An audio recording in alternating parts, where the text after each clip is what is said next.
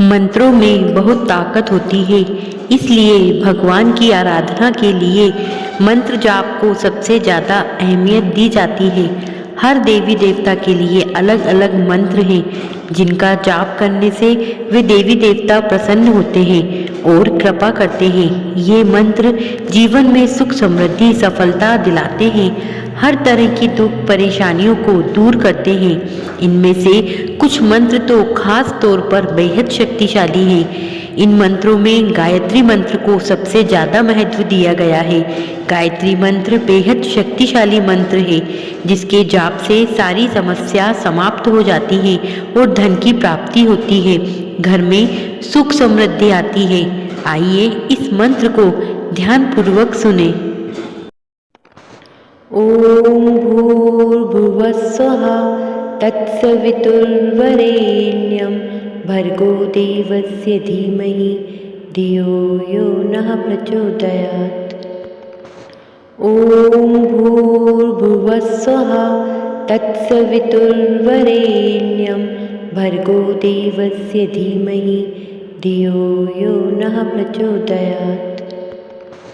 ओम भूर्भुवः स्वः तत्सवितुर्वरेण्यं भर्गो देवस्य धीमहि धियो यो नः प्रचोदयात्।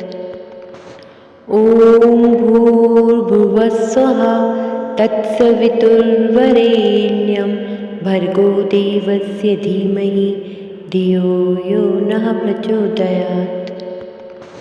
ओम भूर्भुवः स्वः तत्सवितुर्वरेण्यं भर्गो देवस्य धीमहि धियो यो नः प्रचोदयात्। ओम भूर्भुवः स्वः तत्सवितुर्वरेण्यं भर्गो देवस्य धीमहि धियो यो नः प्रचोदयात्। ओम भूर्भुवः स्वः तत्सवितुर्वरेण्यं भर्गो देवस्य धीमहि धियो यो नः प्रचोदयात्। ओम भूर्भुवः स्वः तत्सवितुर्वरेण्यं भर्गो देवस्य धीमहि धियो यो नः प्रचोदयात्। ओम भूर्भुवः स्वः तत्सवितुर्वरेण्यं भर्गो देवस्य धीमहि धियो यो नः प्रचोदयात्। ओम भूर्भुवः स्वः तत्सवितुर्वरेण्यं भर्गो देवस्य धीमहि धियो यो नः प्रचोदयात्। ओम भूर्भुवः स्वः तत्सवितुर्वरेण्यं भर्गो देवस्य धीमहि धियो यो नः प्रचोदयात्।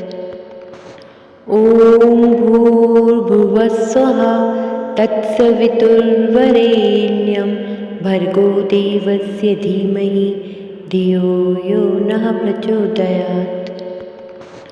ओम भूर्भुवः स्वः तत्सवितुर्वरेण्यं भर्गो देवस्य धीमहि धियो यो नः प्रचोदयात्। ओम भूर्भुवः स्वः तत्सवितुर्वरेण्यं भर्गो देवस्य धीमहि धियो यो नः प्रचोदयात्। ओम भूर्भुवः स्वः तत्सवितुर्वरेण्यं भर्गो देवस्य धीमहि धियो यो नः प्रचोदयात्। ओम भूर्भुवः स्वः तत्सवितुर्वरेण्यं भर्गो देवस्य धीमहि धियो यो नः प्रचोदयात्। ओम भूर्भुवः स्वः तत्सवितुर्वरेण्यं भर्गो देवस्य धीमहि धियो यो नः प्रचोदयात्। ओम भूर्भुवः स्वः तत्सवितुर्वरेण्यं भर्गो देवस्य धीमहि धियो यो नः प्रचोदयात्। ॐ भूर्भुवः स्वः तत्सवितुर्वरेण्यं भर्गो देवस्य धीमहि धियो यो नः प्रचोदयात्। ॐ भूर्भुवः स्वः तत्सवितुर्वरेण्यं भर्गो देवस्य धीमहि धियो यो नः प्रचोदयात्।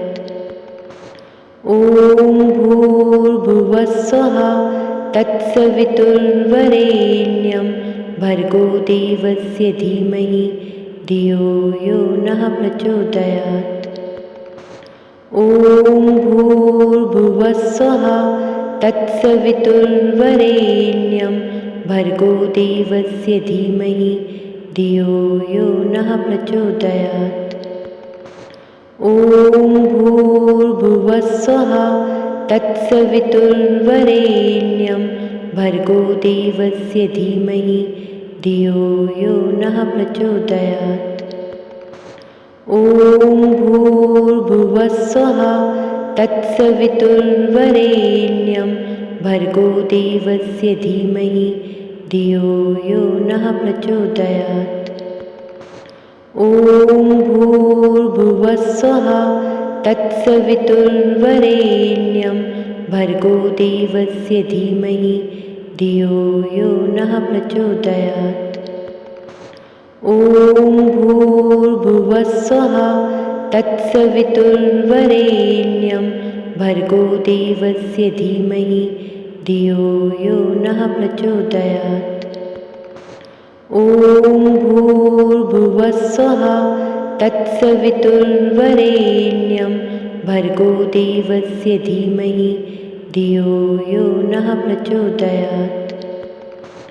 ॐ भूर्भुवः स्वः तत्सवितुर्वरेण्यं भर्गो देवस्य धीमहि धियो यो नः प्रचोदयात्। ॐ भूर्भुवः स्वः तत्सवितुर्वरेण्यं भर्गो देवस्य धीमहि धियो यो नः प्रचोदयात्। ॐ भूर्भुवः स्वः तत्सवितुर्वरेण्यं भर्गो देवस्य धीमहि धियो यो नः प्रचोदयात्। ॐ भूर्भुवः स्वः तत्सवितुर्वरेण्यं भर्गो देवस्य धीमहि धियो यो नः प्रचोदयात्। ॐ भूर्भुवः स्वः तत्सवितुर्वरेण्यं भर्गो देवस्य धीमहि धियो यो नः प्रचोदयात्। ॐ भूर्भुवः स्वः तत्सवितुर्वरेण्यं भर्गो देवस्य धीमहि धियो यो नः प्रचोदयात्। ॐ भूर्भुवः स्वः तत्सवितुर्वरेण्यं भर्गो देवस्य धीमहि धियो यो नः प्रचोदयात्। ॐ भूर्भुवः स्वः तत्सवितुर्वरेण्यं भर्गो देवस्य धीमहि धियो यो नः प्रचोदयात्। ॐ भूर्भुवः स्वः तत्सवितुर्वरेण्यं भर्गो देवस्य धीमहि धियो यो नः प्रचोदयात्। ॐ भूर्भुवः स्वः तत्सवितुर्वरेण्यं भर्गो देवस्य धीमहि धियो यो नः प्रचोदयात्। ॐ भूर्भुवः स्वः तत्सवितुर्वरेण्यं भर्गो देवस्य धीमहि धियो यो नः प्रचोदयात्। ॐ भूर्भुवः स्वः तत्सवितुर्वरेण्यं भर्गो देवस्य धीमहि धियो यो नः प्रचोदयात्।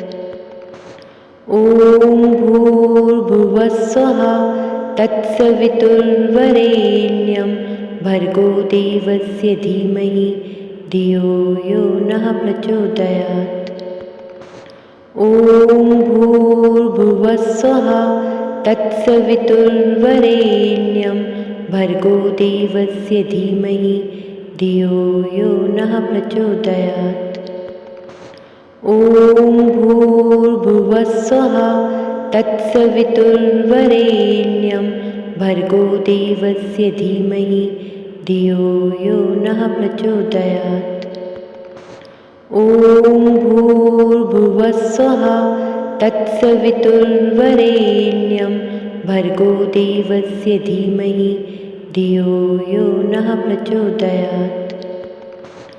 ॐ भूर्भुवः स्वः तत्सवितुर्वरेण्यं भर्गो देवस्य धीमहि धियो यो नः प्रचोदयात्। ॐ भूर्भुवः स्वः तत्सवितुर्वरेण्यं भर्गो देवस्य धीमहि धियो यो नः प्रचोदयात्। ॐ भूर्भुवः स्वः तत्सवितुर्वरेण्यं भर्गो देवस्य धीमहि धियो यो नः प्रचोदयात्। ॐ भूर्भुवः स्वः तत्सवितुर्वरेण्यं भर्गो देवस्य धीमहि धियो यो नः प्रचोदयात्। ॐ भूर्भुवः स्वः तत्सवितुर्वरेण्यं भर्गो देवस्य धीमहि धियो यो नः प्रचोदयात्। ॐ भूर्भुवः स्वः तत्सवितुर्वरेण्यं भर्गो देवस्य धीमहि धियो यो नः प्रचोदयात्। ॐ भूर्भुवः स्वः तत्सवितुर्वरेण्यं भर्गो देवस्य धीमहि धियो यो नः प्रचोदयात्। ॐ भूर्भुवः स्वः तत्सवितुर्वरेण्यं भर्गो देवस्य धीमहि धियो यो नः प्रचोदयात्। ॐ भूर्भुवः स्वः तत्सवितुर्वरेण्यं भर्गो देवस्य धीमहि धियो यो नः प्रचोदयात्। ॐ भूर्भुवः स्वः तत्सवितुर्वरेण्यं भर्गो देवस्य धीमहि धियो यो नः प्रचोदयात्। ॐ भूर्भुवः स्वः तत्सवितुर्वरेण्यं भर्गो देवस्य धीमहि धियो यो नः प्रचोदयात्। ॐ भूर्भुवः स्वः तत्सवितुर्वरेण्यं भर्गो देवस्य धीमहि धियो यो नः प्रचोदयात्। ॐ भूर्भुवः स्वः तत्सवितुर्वरेण्यं भर्गो देवस्य धीमहि धियो यो नः प्रचोदयात्। ॐ भूर्भुवः स्वः तत्सवितुर्वरेण्यं भर्गो देवस्य धीमहि धियो यो नः प्रचोदयात्। ॐ भूर्भुवः स्वः तत्सवितुर्वरेण्यं भर्गो देवस्य धीमहि धियो यो नः प्रचोदयात्। ॐ भूर्भुवः स्वः तत्सवितुर्वरेण्यं भर्गो देवस्य धीमहि धियो यो नः प्रचोदयात्। ॐ भूर्भुवः स्वः तत्सवितुर्वरेण्यं भर्गो देवस्य धीमहि धियो यो नः प्रचोदयात्। ॐ भूर्भुवः स्वः तत्सवितुर्वरेण्यं भर्गो देवस्य धीमहि धियो यो नः प्रचोदयात्। ॐ भूर्भुवः स्वः तत्सवितुर्वरेण्यं भर्गो देवस्य धीमहि धियो यो नः प्रचोदयात्। ॐ भूर्भुवस्सुवः तत्सवितुर्वरेण्यं भर्गो देवस्य धीमहि धियो यो नः प्रचोदयात्। ॐ भूर्भुवस्सुवः तत्सवितुर्वरेण्यं भर्गो देवस्य धीमहि धियो यो नः प्रचोदयात्। ॐ भूर्भुवस्सुवः तत्सवितुर्वरेण्यं भर्गो देवस्य धीमहि धियो यो नः प्रचोदयात्। ॐ भूर्भुवस्सुवः तत्सवितुर्वरेण्यं भर्गो देवस्य धीमहि धियो यो नः प्रचोदयात्। ॐ भूर्भुवस्सुवः तत्सवितुर्वरेण्यं भर्गो देवस्य धीमहि धियो यो नः प्रचोदयात्। ॐ भूर्भुवस्सुवः तत्सवितुर्वरेण्यं भर्गो देवस्य धीमहि धियो यो नः प्रचोदयात्। ॐ भूर्भुवस्सुवः तत्सवितुर्वरेण्यं भर्गो देवस्य धीमहि धियो यो नः प्रचोदयात्। ॐ भूर्भुवस्सुवः तत्सवितुर्वरेण्यं भर्गो देवस्य धीमहि धियो यो नः प्रचोदयात्। ॐ भूर्भुवस्सुवः तत्सवितुर्वरेण्यं भर्गो देवस्य धीमहि धियो यो नः प्रचोदयात्। ॐ भूर्भुवस्सुवः तत्सवितुर्वरेण्यं भर्गो देवस्य धीमहि धियो यो नः प्रचोदयात्। ॐ भूर्भुवस्सुवः तत्सवितुर्वरेण्यं भर्गो देवस्य धीमहि धियो यो नः प्रचोदयात्। ॐ भूर्भुवस्सुवः तत्सवितुर्वरेण्यं भर्गो देवस्य धीमहि धियो यो नः प्रचोदयात्। ॐ भूर्भुवस्सुवः तत्सवितुर्वरेण्यं भर्गो देवस्य धीमहि धियो यो नः प्रचोदयात्। ॐ भूर्भुवस्सुवः तत्सवितुर्वरेण्यं भर्गो देवस्य धीमहि धियो यो नः प्रचोदयात्। ॐ भूर्भुवस्सुवः तत्सवितुर्वरेण्यं भर्गो देवस्य धीमहि धियो यो नः प्रचोदयात्। ॐ भूर्भुवस्सुवः तत्सवितुर्वरेण्यं भर्गो देवस्य धीमहि धियो यो नः प्रचोदयात्। ॐ भूर्भुवस्सुवः तत्सवितुर्वरेण्यं भर्गो देवस्य धीमहि धियो यो नः प्रचोदयात्। ॐ भूर्भुवस्सुवः तत्सवितुर्वरेण्यं भर्गो देवस्य धीमहि धियो यो नः प्रचोदयात्। ॐ भूर्भुवस्सुवः तत्सवितुर्वरेण्यं भर्गो देवस्य धीमहि धियो यो नः प्रचोदयात्। ॐ भूर्भुवस्सुवः तत्सवितुर्वरेण्यं भर्गो देवस्य धीमहि धियो यो नः प्रचोदयात्। ॐ भूर्भुवस्सुवः तत्सवितुर्वरेण्यं भर्गो देवस्य धीमहि धियो यो नः प्रचोदयात्। ॐ भूर्भुवस्सुवः तत्सवितुर्वरेण्यं भर्गो देवस्य धीमहि धियो यो नः प्रचोदयात्।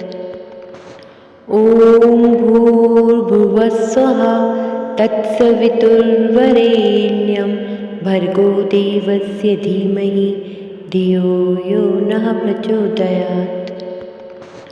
ॐ भूर्भुवः स्वः तत्सवितुर्वरेण्यं भर्गो देवस्य धीमहि धियो यो नः प्रचोदयात्। ॐ भूर्भुवः स्वः तत्सवितुर्वरेण्यं भर्गो देवस्य धीमहि धियो यो नः प्रचोदयात्। ॐ भूर्भुवः स्वः तत्सवितुर्वरेण्यं भर्गो देवस्य धीमहि धियो यो नः प्रचोदयात्। ॐ भूर्भुवः स्वः तत्सवितुर्वरेण्यं भर्गो देवस्य धीमहि धियो यो नः प्रचोदयात्। ॐ भूर्भुवः स्वः तत्सवितुर्वरेण्यं भर्गो देवस्य धीमहि धियो यो नः प्रचोदयात्। ॐ भूर्भुवः स्वः तत्सवितुर्वरेण्यं भर्गो देवस्य धीमहि धियो यो नः प्रचोदयात्।